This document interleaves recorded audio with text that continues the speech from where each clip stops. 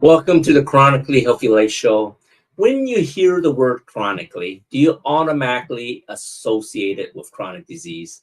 We all do. It's been programmed right into us. But what if we flip that whole idea on its head? Let's discover how we can create chronic health in our bodies, our minds, our finances, our relationships, and of course, in our lives. Hi, I'm Andy Nam, and joining me in everything is Minwang. So you're a longevity coach, right? Yes, I am. What exactly do you do? As a longevity coach, I help people not only live longer, because like a lot of people thinking that living longer is not necessarily a good thing, but actually keep their health while they're living longer. So they're actually living younger while they're living longer, if that makes sense. It does, but you need to work on your elevator speech.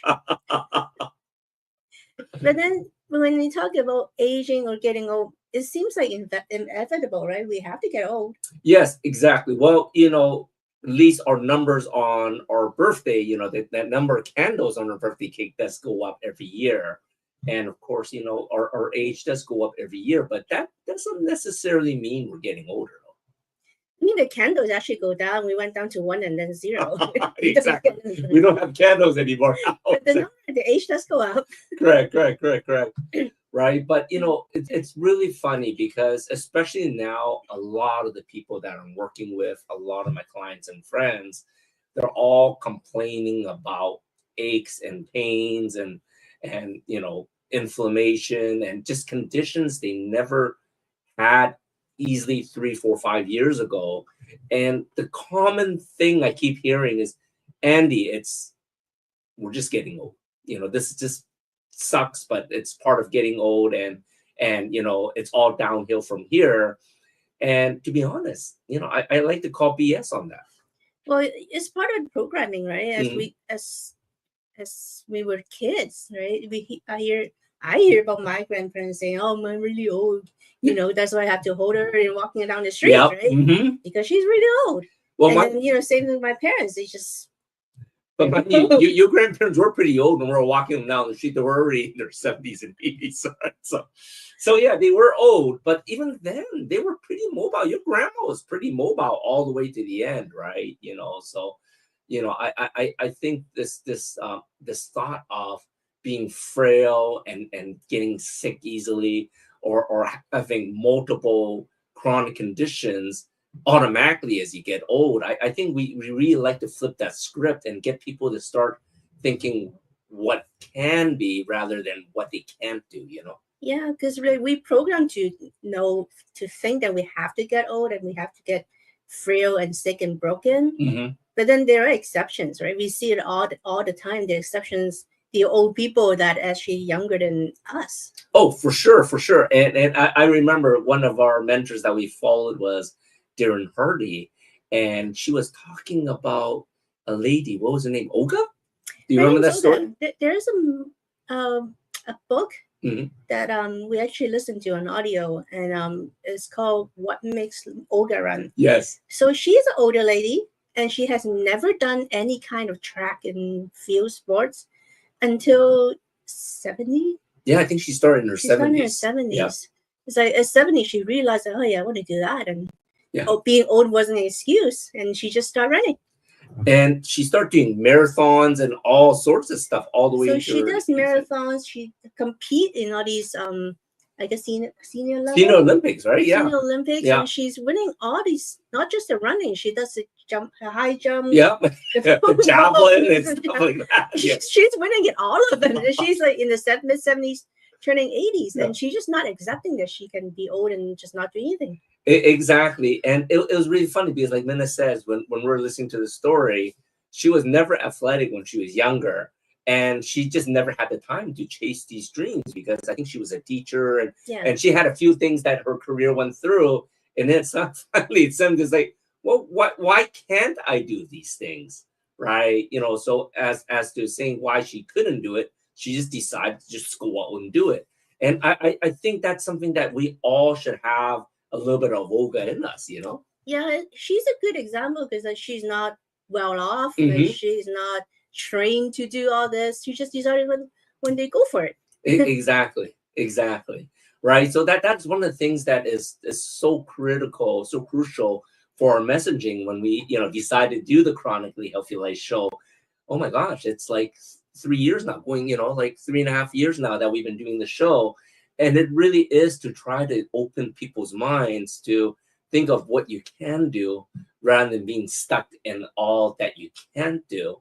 And as soon as you start thinking about that, what can you do tomorrow? It opens up all these possibilities because, like Minna says, Olga says, "Well, can I run?" All she did was start running the first mile, second mile, third mile, become a marathon runner. Then she started competing in, like high jump and it's like you think about it in the 70s and 80s, they already tell you that you're supposed to have no muscle tone, your bones are frail, and she's doing stuff that people should be doing in their 20s and 30s in their peak.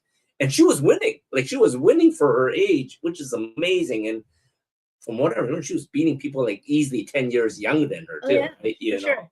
So it is so inspiring that there's so much that our bodies can do. We have this innate ability to heal itself. We just need to figure out how to recharge your body, get it back into a younger youth. But like I said, it really all starts in the mindset. So all I'm gonna say is, no matter what it is that you want to do, tomorrow you can be older than today. So yes. You better start doing today, not tomorrow, because you're just gonna get older. Exactly. Decide. Each day you're wing. I'll start tomorrow, right? And it was funny because I was just talking with Lisa, our guest today. She was interviewing for me, and we're just talking, and I said, "Hey, there's part of my story I never talked about." And because of my accident back then, that I thought that my age was accelerating, so I needed to get things done quicker, right? For most people think, well, I'm gonna work until I'm old and then I'm gonna retire and enjoy life, right? Why do you need to wait and retire to enjoy life? I think it's really important to enjoy life while you are living life, right? And that's something that me and Min have changed dramatically now, how we live. We live each day like I don't want to say it's going to be the last, but we enjoy life every day now, right? It's not something that we can say, okay, we're going to save up and enjoy life 20 years later, or in our case maybe 50, 60 years later if things go the way we want. But the point is, I think it's so important to decide to do something that you've been wanting to do for a long time and start tomorrow. Interestingly, I think that's trending a little bit the wrong way. People used to think, oh, wait until I retire and then they can go travel or whatever, do whatever that they do. What I'm hearing now is, now that they're in their 50s, even though they are still working, they don't think they can wait until they retire because their body would be so broken that by the time they retire, they can't do any of those things. They actually start going travel now. So good and bad is a wrong way to look at it, but you're doing the right thing. Exactly. And like I said, if you feel that you're not quite 100%, reach out to us. We got these hacks, we got ways to help you get you back into better shape. And depending on where you want to be, we can even help you start reversing some chronic conditions and maybe even make you look younger and feel younger. Yeah, there are things that you can do that can quickly turn your mindset around. Right, it makes you feel a little bit better, so it boosts up your confidence that you can actually turn your clock back a little bit. Yes. Right, so there's little things you can just start doing now. Like I said, tomorrow you'll be older. Exactly. So don't wait till tomorrow. Decide today what you're going to be doing. And hopefully, we'll catch up with everyone out there soon. We'll be right back after these messages. An empowered life has no expiration date. We're all created to do incredible things, like conquer summits, catch big waves, and live our passions. As time goes on, our bodies begin to show signs that things just aren't as they used to be. Our energy levels decline, sleep patterns shift, and recovery slows. But our bodies are masterpieces of design, holding the potential to bounce back better than ever. With X39, we achieved something remarkable in the field of wellness and regenerative science that others could not. By utilizing LifeWave's unique patented technology, X39 uses light to elevate GHK-Cu, a copper peptide known to support overall health and wellness. Unlike traditional light therapy, which requires external light sources, X39 uses the body's own infrared light to naturally increase vitality, enhancing the body's flow of natural energy. For improvements in strength, stamina, performance, and overall health and well-being, with the simplicity of an affordable, non-invasive, non-transdermal patch.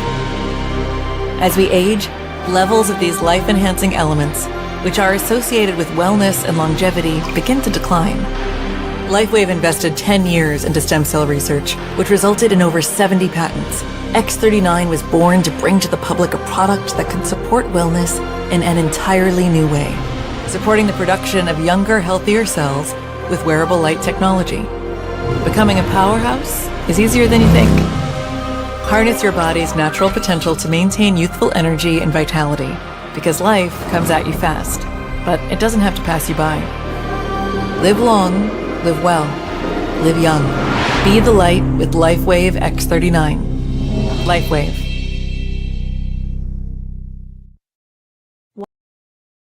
Why do 98% of beauty enthusiasts rave about coolness?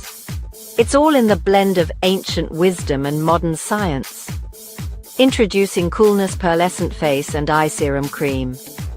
This powerhouse combines the antioxidative power of schisandra berries, the glow of pearl powder, and the hydrating wonders of dragon's blood extract. It's like a time machine for your skin, making it radiant, firm, and oh so smooth.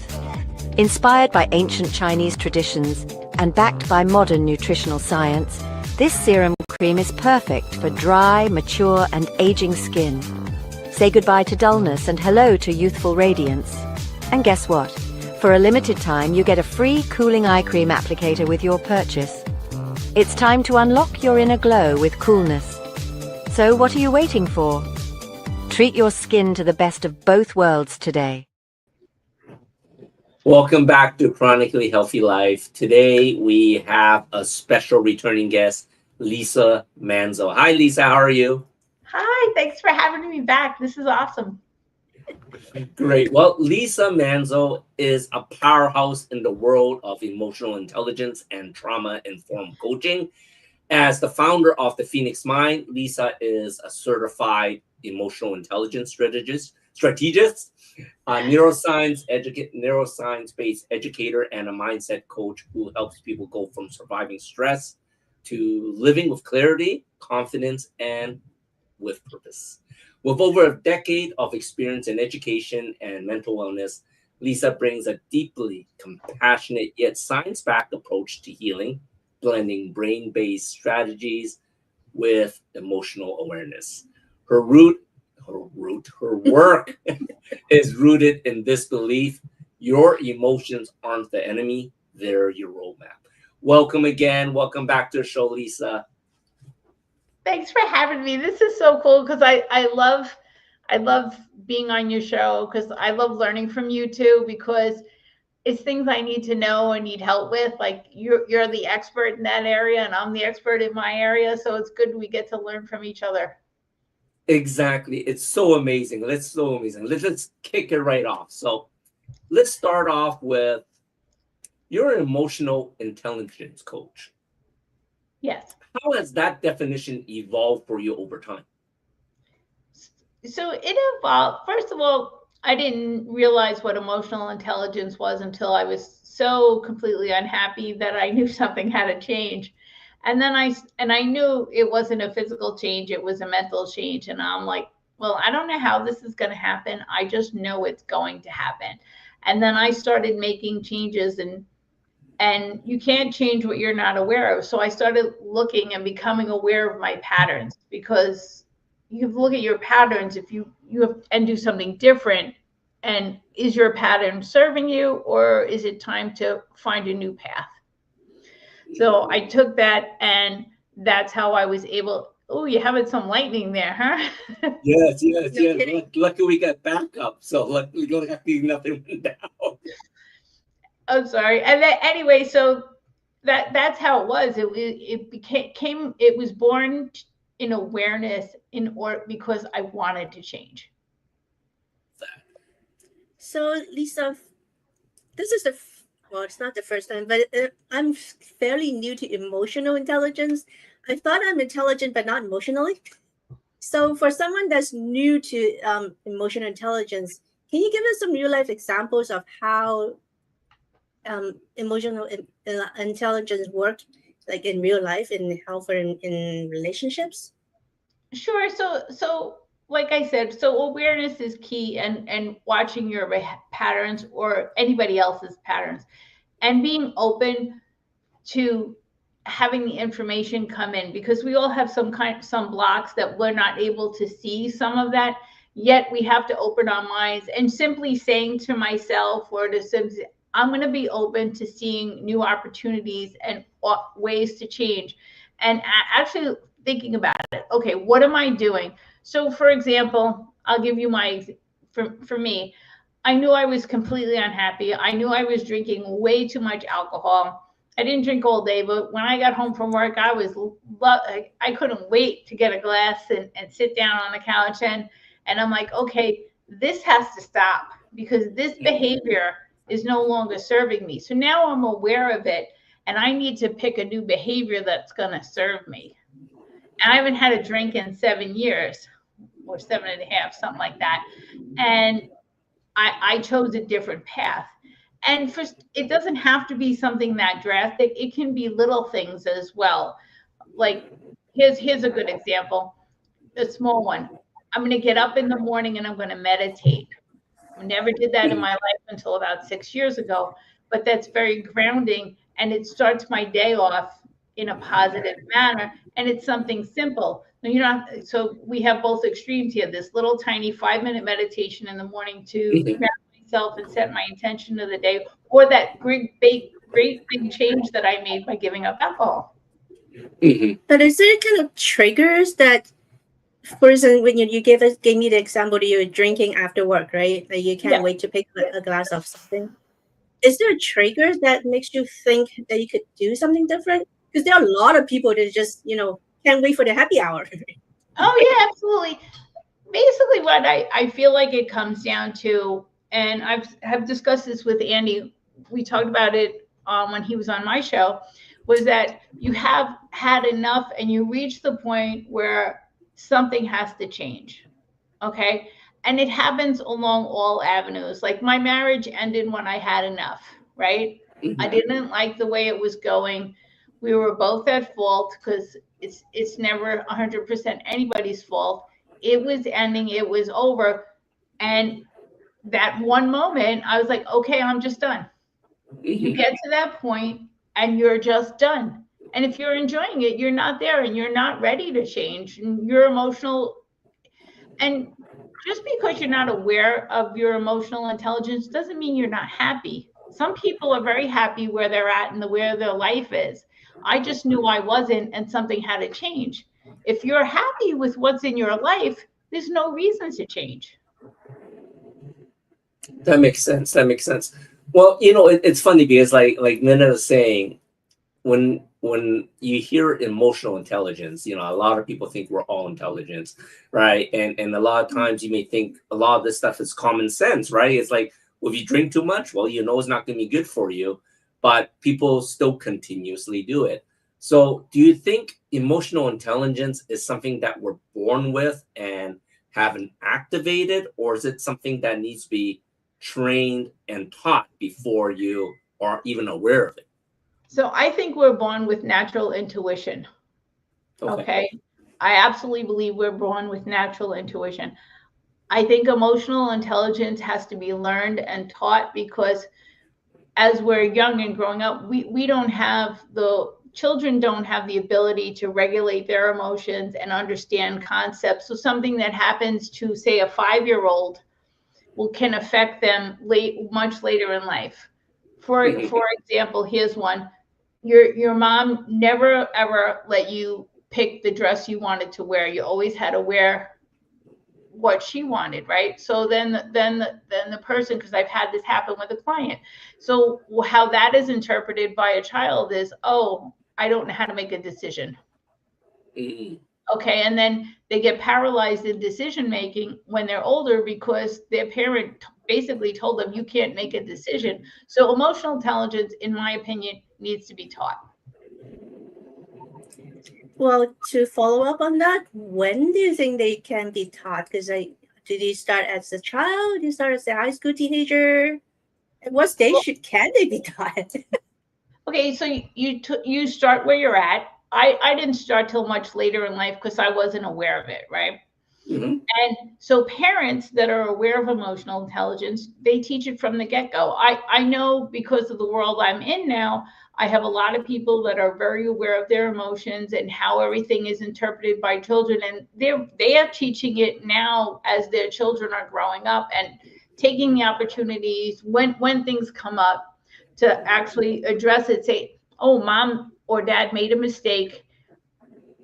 We were a little upset. This is what we meant. And explaining it and walking the child through it, because it's so much easier to teach a child this than it is an adult.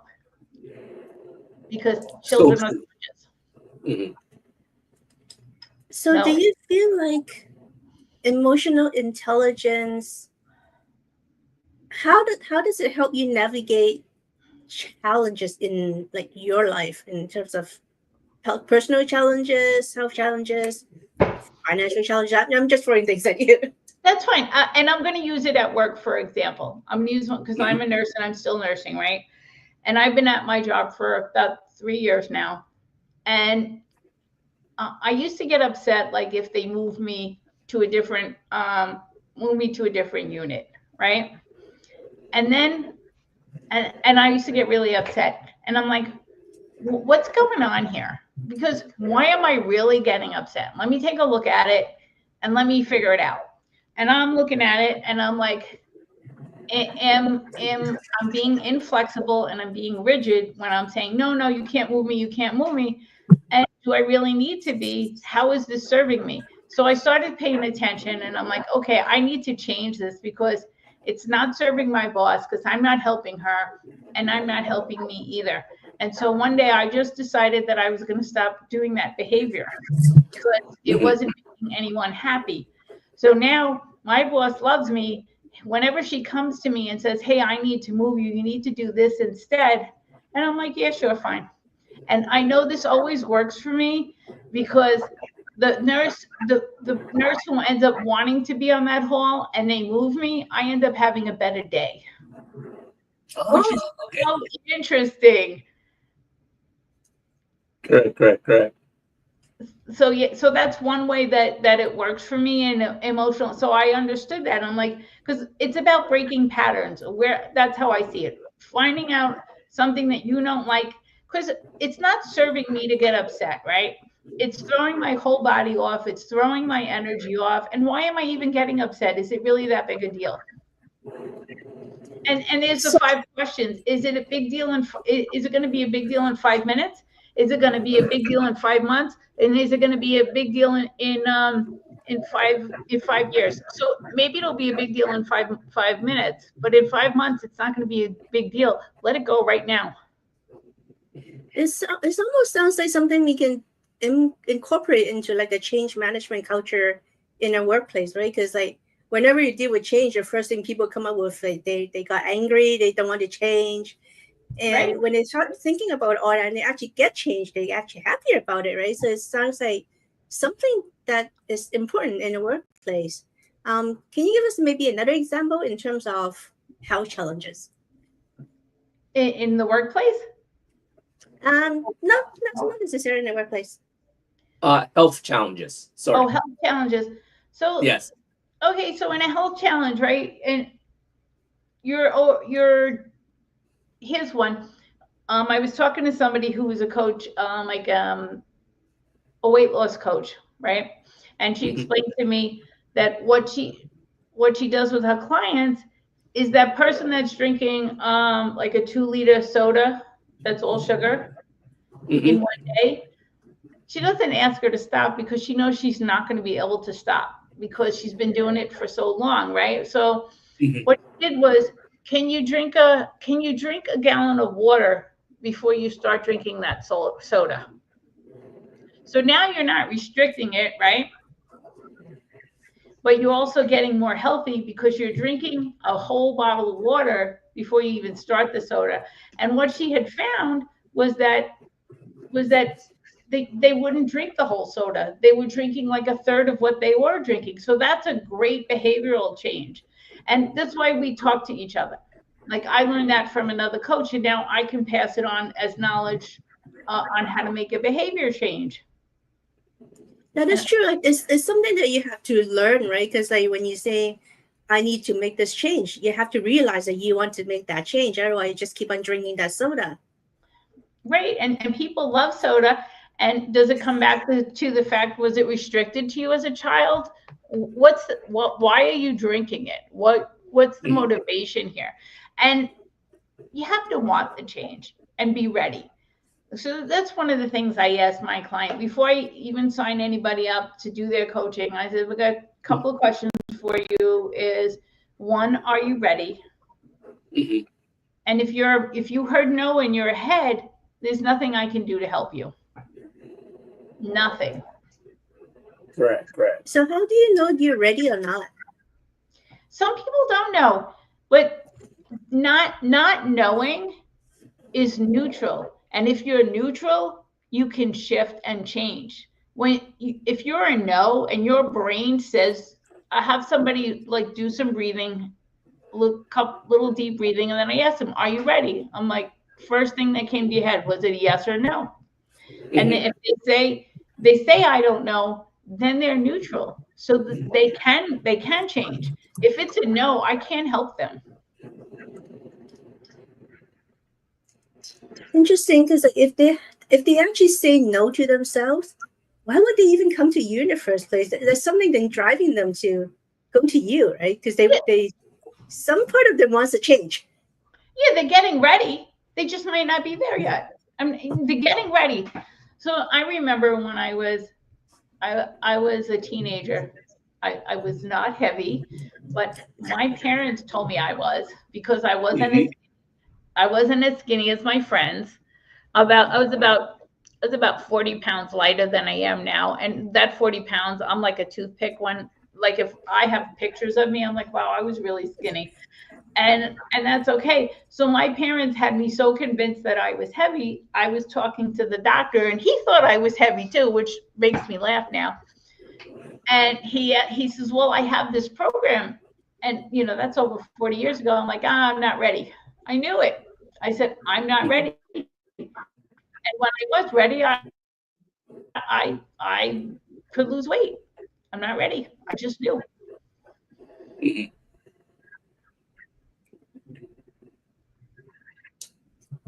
Sorry about that. We were just cutting in and out a little bit there. Yeah, so that is so true. That the first step is you have to be ready, like you said, but it's almost about the awareness too. You almost have to be aware that it's a problem, right? Because when it comes down to emotional intelligence, it's almost like learning the awareness. Because like you said, a lot of people are continuously doing things over and over again blindly without being actually aware and asking themselves questions, where is that leading them, right? So right after this message, I'd like to dive in a little bit more about that, how we can help people be a bit more aware and activate their emotional intelligence. We'll be right back. We'll be right back. A life empowered is closer than you think. We're all looking for a better way. Reimagine what's next with a new sense of exuberance. Why not power on like you mean it? Or power off blissfully? A better sleep is a better awake. You've never moved like this before. With the energy nature intended. Imagine reprogramming the way you look at the speed of science, at longevity, at exhilaration. It's next level rejuvenation. Take control of your well-being from the inside out and outside in. The light within is ready to ignite. Be the light. LifeWave. Imagine a life where every day is fueled by energy, vitality, and purpose. Where age is just a number and your best years are always ahead. Hi, I'm Andy Nam, certified functional nutrition longevity coach, best-selling author, and international speaker. After reversing my own chronic health struggles, I'm now on a mission to help you live longer, stronger, and of course, to look younger. I combine biohacking, cutting-edge nutrition, and stem cell technology to unlock your body's full potential. So no matter where your starting point is, I'm going to guide you toward a chronically healthy life. Ready to reverse aging and take control of your future? Connect with me today. Your journey to longevity starts here. Welcome back to Chronically Healthy Life. So we've been talking to Lisa Manzo. Lisa, so before the break, we were talking about emotional intelligence and triggers, right? Let's continue with that. As we age, our bodies change, right? That's what we keep thinking we're getting old, but our emotions and reactions also changes.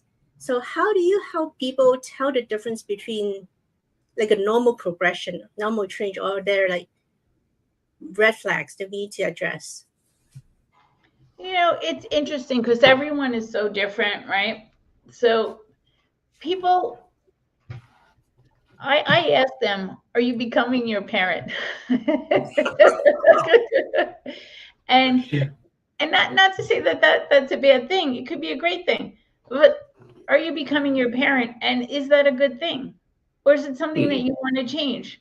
Because I know that as my dad got older, his health declined. He had a heart attack when he was 63. He joined the gym after that and went to the gym every day after that it was ever open. So he did change his life after he got his warning on his heart attack. Right. And, you know, but towards the end, he was really grumpy. He was, and I don't want to be that person. Like, my father never smiled in pictures towards the end, right? So when he passed, we went through the pictures and I'm like, look, he's smiling. Look, he's smiling. And we found all these pictures of my dad smiling, and I hang on the wall now, right? Which is great because, you know, your mind plays tricks on you. And I'm like, wow, I thought he was grumpy, but he wasn't grumpy his whole life. But I don't want, and I know that came with his aging, right? Because he wasn't like that younger. I have the evidence to prove it. And do I want to turn into my parent? What do you think, Andy? Do you want to turn into your parent? You know, that is funny because when you said that was almost a trigger for me because my parents aren't that, you know, I'm so happy they don't understand English because if you see half the stuff I talk about them on the show, oh my gosh. But like I said, you know, it's so funny because when growing up, you know, your parents, they guide you, right? You model after your parents. And of course, you always think your parents are your heroes going up. And as I got older, I said, oh my God, my mom was, you know, to say lightly, she was not the nicest person around. And she was always poking the tiger, right? Like, you know, I always thought my dad was the bad person. And you know, so it's funny when you said, do you want to grow up to be a parent? I would say, hell no. Like, there's no way I want to be anything near my parents. But the funny thing is, when I met Minna, and I met her parents, I wanted to be more like their parents because they had a loving relationship and stuff like that. So, it is sort of true. It's like my emotions were sort of guided along with my genes or whatever you want to call it. But I did want that change. I did want that change, that I didn't want to be having a crappy relationship, because literally at my house, growing up, there's stuff throwing around the house. Like, they're literally throwing stuff around the house at each other. And that's not something that I wanted to be part of, my relationship as me and Minna were getting together and growing old together, So yeah, definitely the emotions and reactions do change. But, on that though, how can people see the red flags that they are turning into their parents? Because sometimes they don't know, right? You know what I'm saying? They just don't know unless someone is pointing it out to them, right? Okay, so here's the thing. I tell my children regularly, let me know if I'm doing anything that's annoying you. I tell them. And then I have a couple of friends, and I say the same thing too. And I said, because I need you to call me out on my stuff, because as I don't know if your audience knows, but we can't see our own stuff. We can see other people's stuff fine. We can see other people's crystal clear. When we're looking at ourselves, it's a big foggy mirror. So I ask people for help. And it's okay to ask for help. It's okay to ask for help, because you can't do it on your own, and we're not meant to do it on our own. If you've ever read any of Brene Brown's books, she talks about the fact that we're all connected and we're wired for connection. So we're not meant to do this by ourselves. So I ask for help. That's amazing. And I think people, depending on how you're brought up, people sometimes are afraid to ask for help, right? Like for my, the way I was brought up with my dad, it was always like, be strong, don't show your emotions, don't cry, right? Tough it out. If it hurts, don't let anyone know. And we're not, and then like I said, I told you, in my interview, my dad suffered last 12 years of his life because he was hiding Parkinson's for many years from the family, and he wasn't even taking his medication. So it actually got much, much worse faster. Right. So like, to me, it's sort of like, man, it's like if we knew earlier, there were probably things that kind of slowed it down. But, I think, like you said, to that point, it is very important for people to ask for help. But is there a turning point? What, and, we all suffer, how do you say,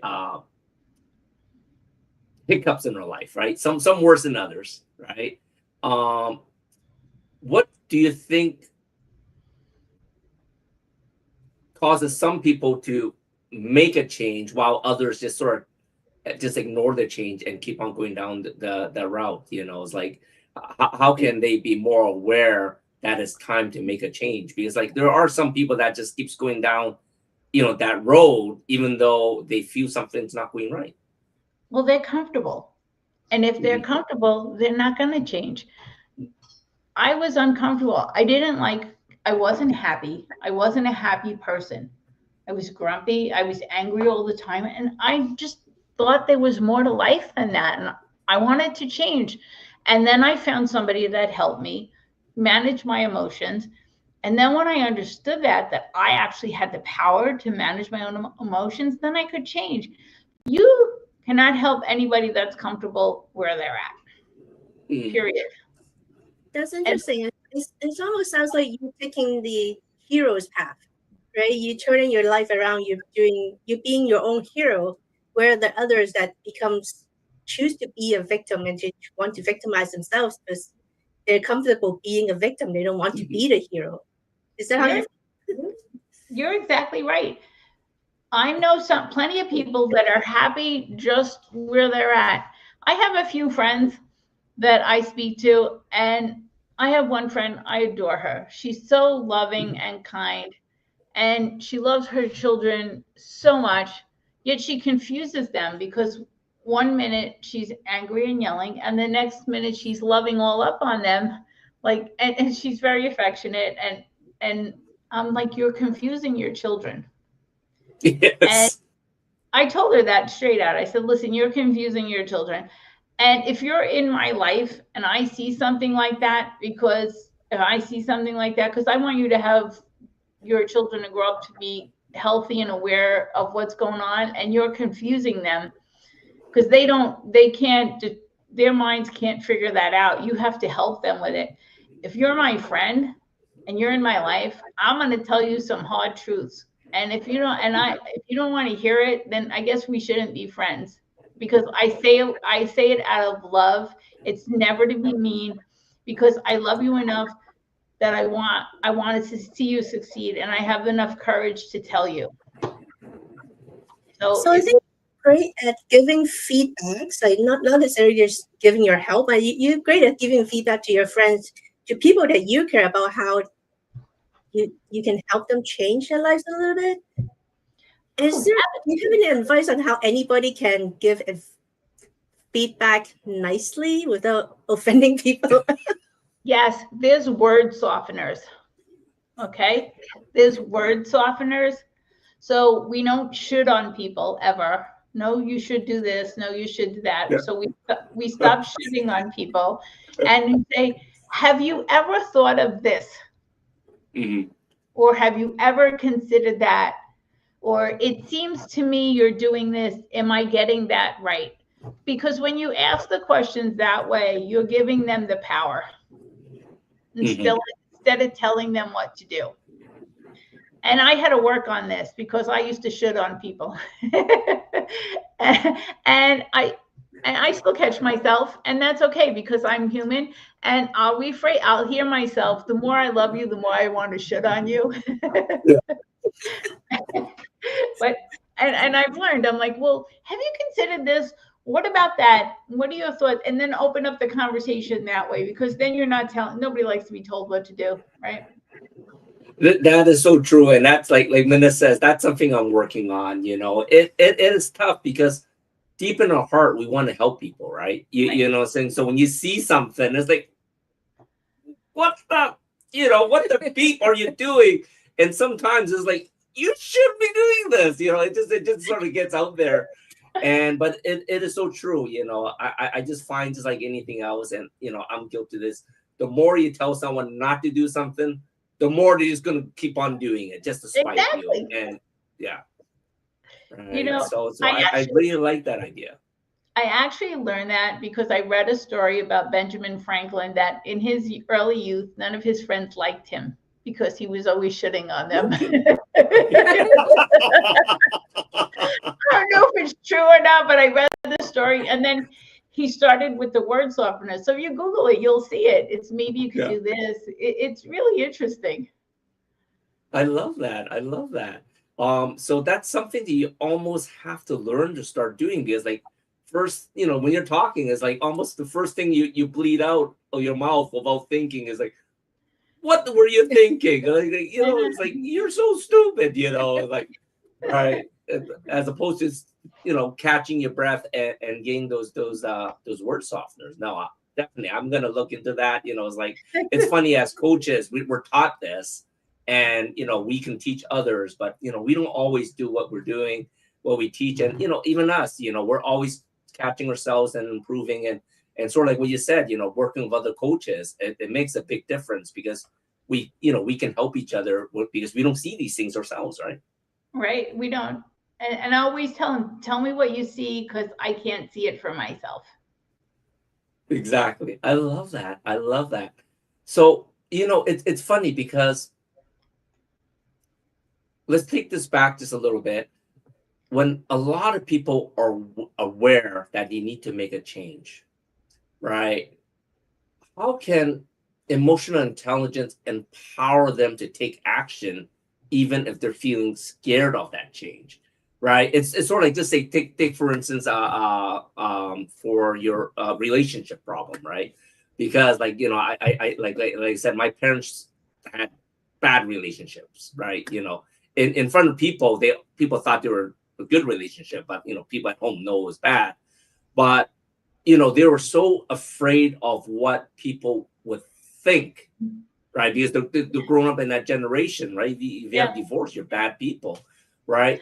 So how would emotional intelligence actually empower people to take action when they fall into that sense of fear of taking action, if that makes sense? So I actually do.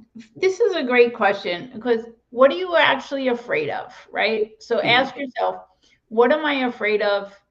Well, what happens if I do it? Okay, because I find this, like, I get afraid to do stuff, right? And then after I do it, I'm like, oh my God, that was so much easier than I thought it was going to be, right? And I do that. So now, when I have something that I think is hard, right? I think it's hard. I remember all those other things that I thought were hard that actually turned out to be easy. And I'm like, you're making a bigger deal out of this than it really needs to be. Just do it and give it a try. If it doesn't work, you can always do something else. I like that. I like that. Do you want to follow up on that? What are your thoughts on that? So just in case it really doesn't work out and they have to retry again, how many times do they have to fail before I should give up? Here's the thing: you find it. Not everybody finds their path on the first try, right? Yes. Okay. So you keep going. That's my you just keep going. Like, at 40 I became a teacher. I didn't like that. At 50 I went and became a nurse. And mind you, I love teaching. I'm absolutely fantastic at it. I just didn't want to teach kids, because I don't want to teach behavior. If I'm teaching an adult and you're being not nice, I can call you out on it. I can't do that with a child. So, and I can choose to walk away from you if you're not being nice to me and I'm trying to help you, right? I don't have to take you on as a client. So I love to teach. I get great joy out of it. When I'm at work, we have students from the colleges that come in, and they fight to work with me when they come, because they know I'm actually going to teach them stuff that's going to be valuable to, like, I teach them people skills in the job, and how it's going to serve them when they actually get on the floor and are a nurse and they're working by themselves. So they fight for me, and you just keep going until you find it. Because I'm 60, right? I'm in my 60s now, and I'm finally where I need to be, educating people about the mind and showing them that they have the power to change their lives by working on themselves. I love that. So in your experience, when as a coach, we talk about, different areas of life, right? You have your health, you have your finances and wealth, relationships, careers, whatnot.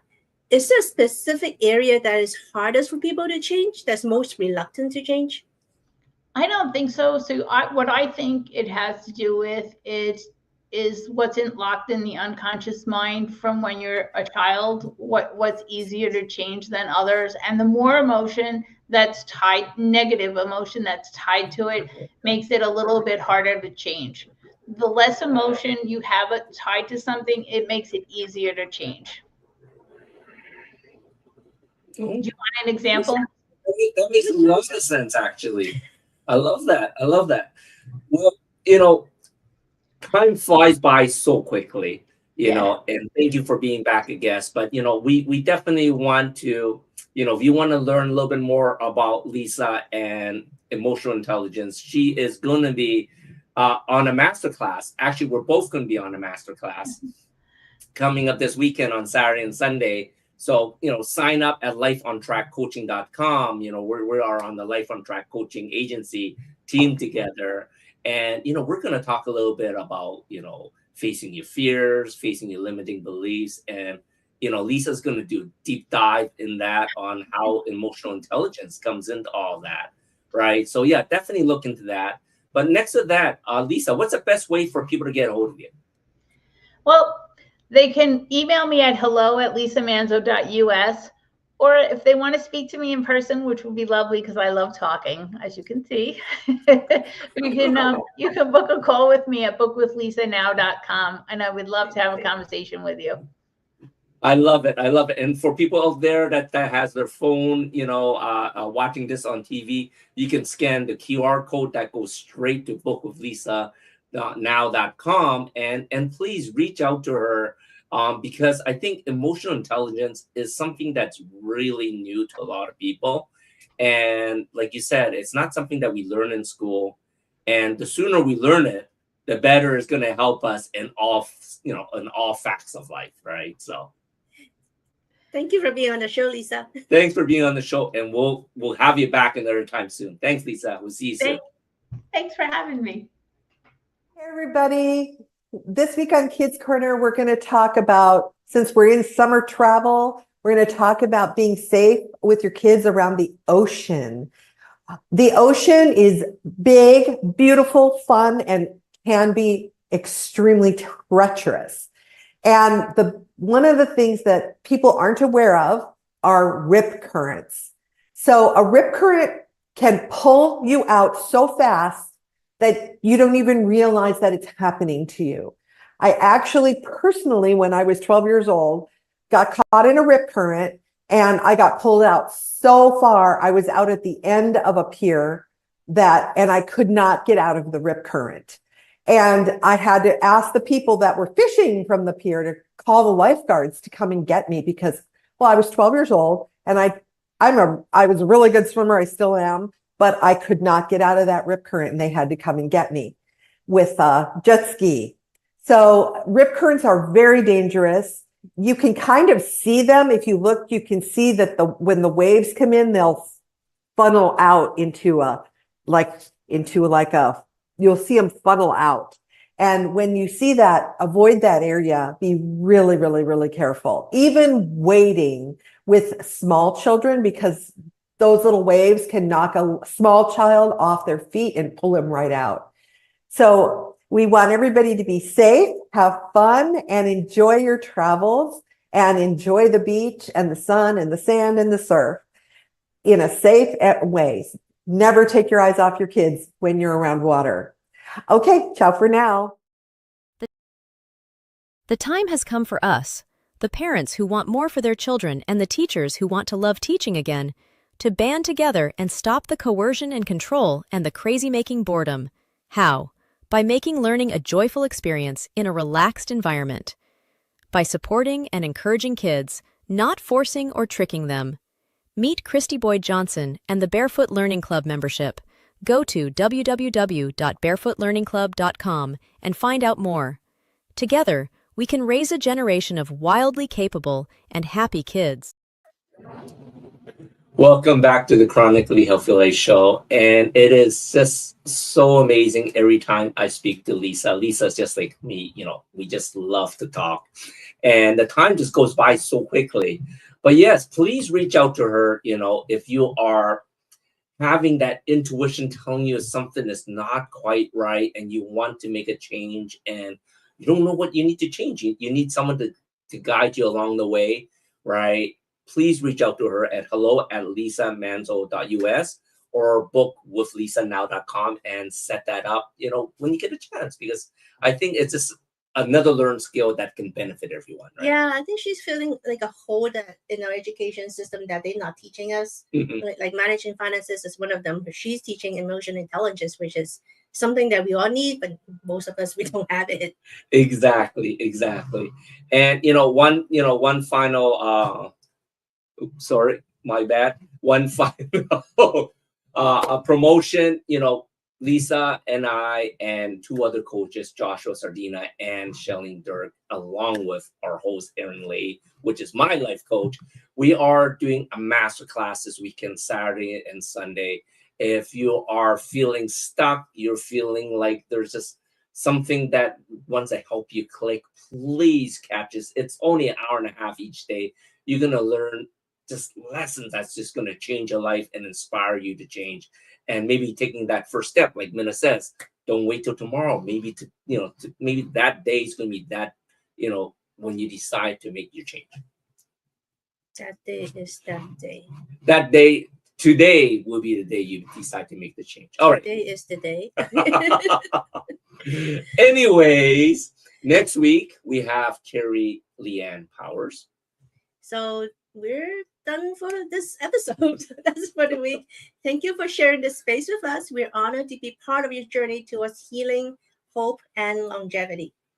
And please join us again every Friday at 7 p.m. CST on e360tv.com on the Vitality TV network, or of course on our YouTube channel at Chronically Healthy Life. And if you want your free 30-minute consult, book it with me at longevitywithandy.com. And of course, check our new skincare line at coolness.com. We'll see you next week. We'll see you next week.